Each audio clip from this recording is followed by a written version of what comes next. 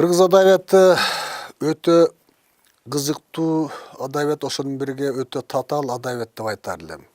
Себеби кыргыз адабиятында адабият дүйнөдө да аз деп айтар элем. Эмне үчүн? Биринчиден, кыргыз адабияты өзүнүн тарыхый өсүшүндө ар кандай кызыктуу жана татаал этаптарды баштан өткөргөн.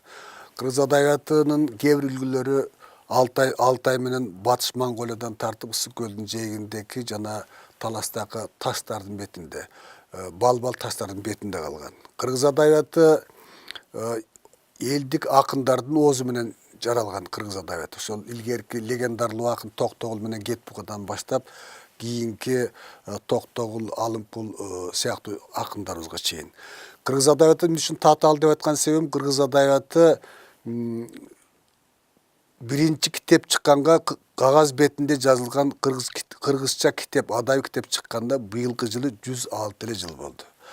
106 жыл деген бул бир адамдын, узак жашаган адамдын өмүрү деген эле кеп.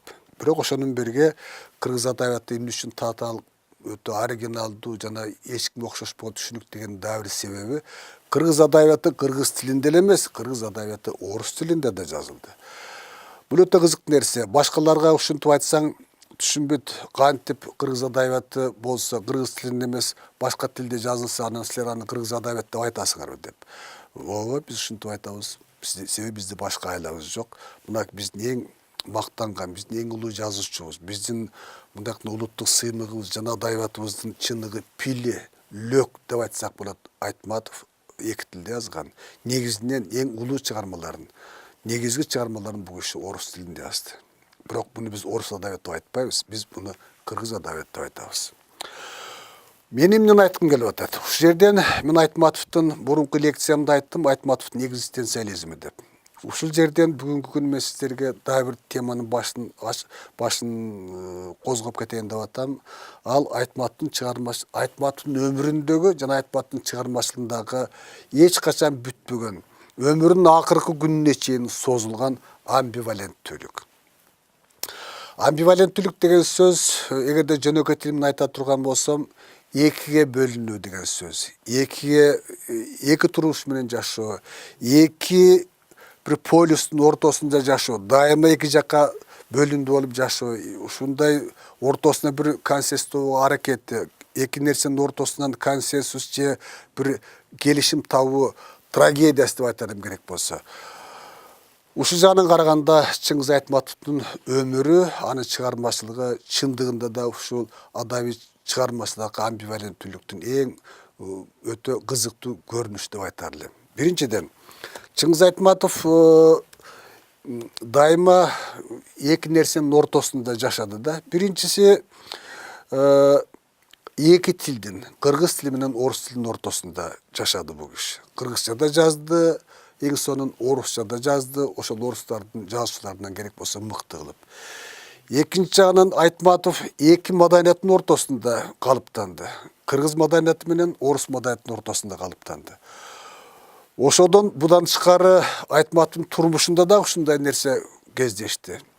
Бир чети бул киши Россияны өтө жакшы көрчү, Москва бул кишинин эң жакшы, дүйнөдөгү эң жакшы көргөн, Бишкектен кийинки эң жакшы көргөн шаары Москва болчу. Ошонун менен бирге Советтер Союзу тарагандан кийин Россия менен Кыргызстан дагы ушул кишинин тагдыры, бул кишинин маңдайына жазылган бир ушундай бир карама-каршылыктуу түшүнүк болду. Россия жана Кыргызстан. Анан эми Айтматовдун ушул чыгармасындагы амбиваленттүүлүк жөнүндө айтканда мен мынтип айтар элем.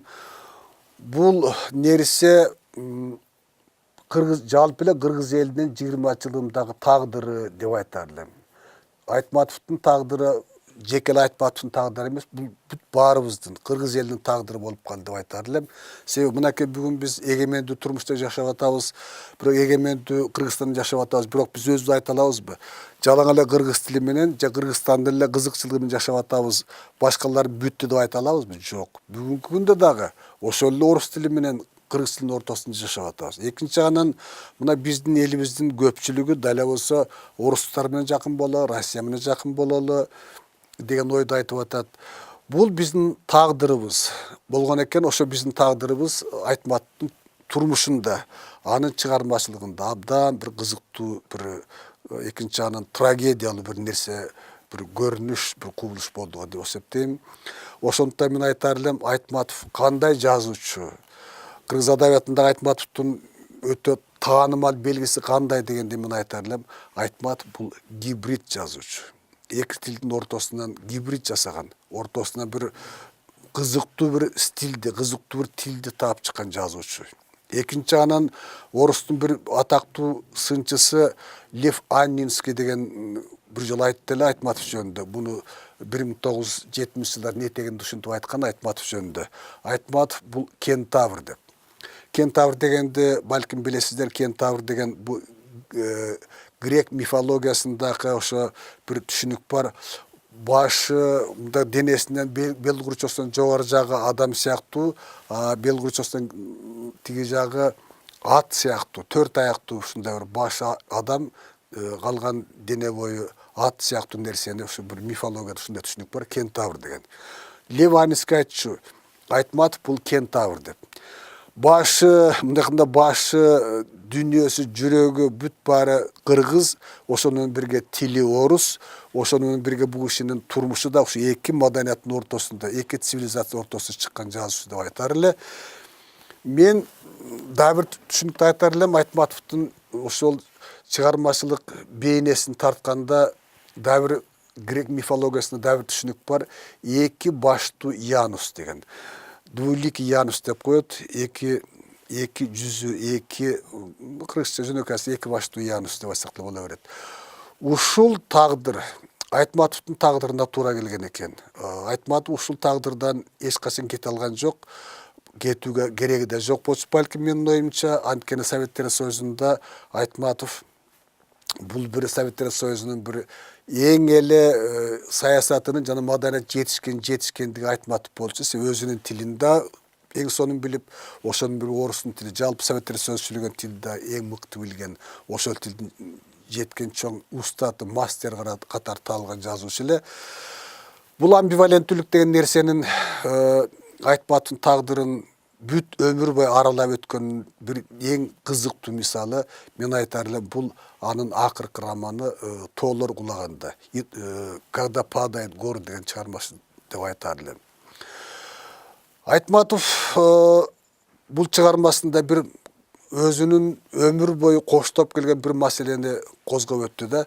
Айтматов жана мен айткандай Москва менен Бишкектин ортосунда, эгемендүүлүк заманында Россия менен Кыргызстандын ортосунда, ушу экөөнүн ортосунда бир жашап, ушунун ортосунда жазуучу катары жана инсан катары, дүйнөгө белгилүү ишмер катары таанылган адам болду. Анан мен мисалы үчүн ойлочумун, Айтматов ушу эгемендүүлүк доорун кандай болот экен, кандай кабыл алар экен. Ушу биздин эгемендүүлүккө ушу жакшы болду, ушуга кызмат кылалы деп ушу бизге кошулабы, же болбосо бекер тарап кетти Советтер Союзу кайра кошулуп кетсек жакшы болот эле, Россиянын бир колтугунда жашасак эле жакшы болот деп айтар бекен деп, мисалы үчүн мен өзүм деле ишмер катары көп ойлончу элем. Анан кийин мен өз көзүм менен көрдүм. Айтматов албетте адегенде биринчи жылдары Советтер Союзу тарап кеткенин же кубана албай, же ыйлай албай дегендей абдан кыйын кырдаалды кабыл алды. Себеби Айтматов сындаганы менен Советтер Союзу ал киши үчүн өтө кымбат нерсе болчу. Анткени Советтер Союзу Айтматовду дүйнөлүк аренага алып чыккан Советтер Союзу болду, орустун тили болду, Россия болду дегендей.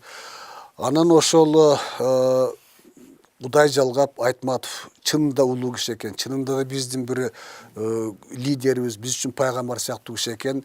Кийин анан бара жүрүп отуруп, ошо биздин Кыргызстандын эгемендүүлүгүнүн тилегин тилеп, кыргыз элинин мамлекеттүүлүгүнүн тилегин тилеген улуу инсан болду. Мен өз көзүм менен көрүп жүрдүм. Айтматов ушу биз Кыргызстандын гимнин аткарганда Айтматов туруп алып, тиги өзүнүн мындай ырдаганга анча болбой турган болсо керек, бирок үнү өзүнүн жакшынакай үнү бар экен, ушу менен Кыргызстандын гимнин ырдап жүрдү.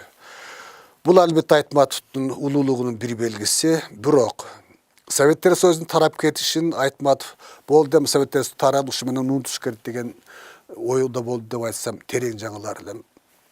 Antken Айтматов özünün akırkı çıkarmasında Toğlar kulağında деген романда Айтматов bari bir жүрüp oturup büt mındaka can dünyası menen özünün mındakanda oşo gindigi özünün can dünyası menen Советтер Союзу менен өтө терең байланышта, өтө ширелишип калгандыгынын белгиси ошо Тоолор кулаганда деген чыгармасында көрүндү.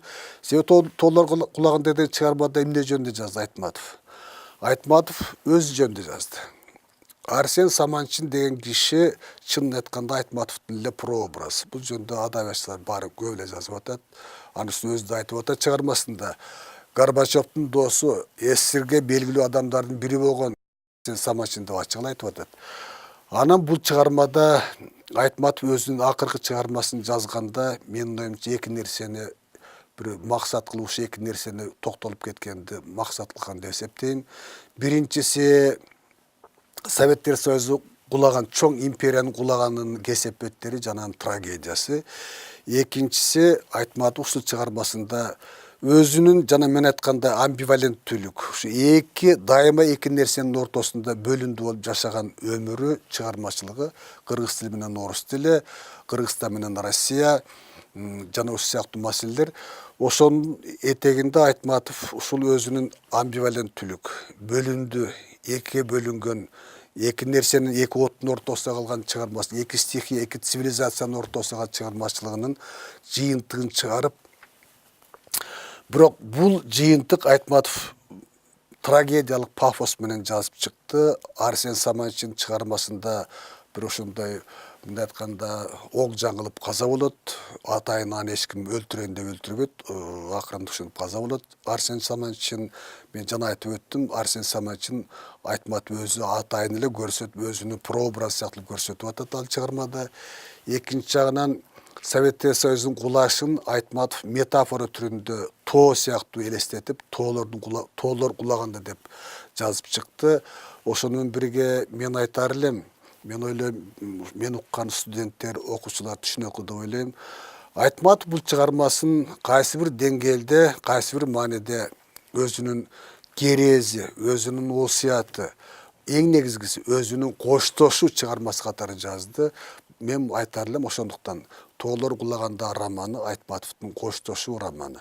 Кайсы бир деңгээлде реквием сыяктуу жазылган чыгарма. Анан эми Тоолор деген нерсе, Тоолор кулаганда деген нерсе бул өзү илгери Молдо Кылыч жазган экен, өзүнүн жанакы мен айтып атпайм, эң биринчи китеп, кыргыз адабиятында эң биринчи китеп, кагаз бетинде чыккан китеп Молдо Кылычтын Зилзала деген китеп болгон, Уфадан чыккан.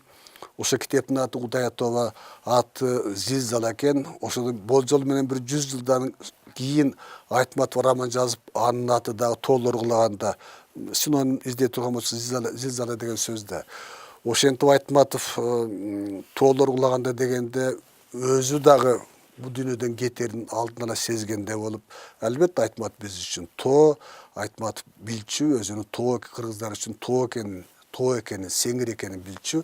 Ошентип өзүнүн акыркы чыгармасында Тоолор кулаганда аттуу романда Айтматов бир чети СССР деген мамлекеттин, империянын кулашы бул чоң трагедия болгондугун ачык айтып көрсөтүп, жана ошону менен бирге СССР деген мамлекет, империя кулагандан кийин ошол мамлекет менен каны жаны туташ болгон адамдардын, атап айтканда өзү сыяктуу, Айтматов сыяктуу, Айтматов чыгармасында көрсөткөн Арсен Саманчин сыяктуу адамдардын турмушунда дагы өзүнүн чоң, эч качан өчпөй турган, эч качан кетпей турган изин салып кеткендигин көрсөтүп чыгармасын жазды.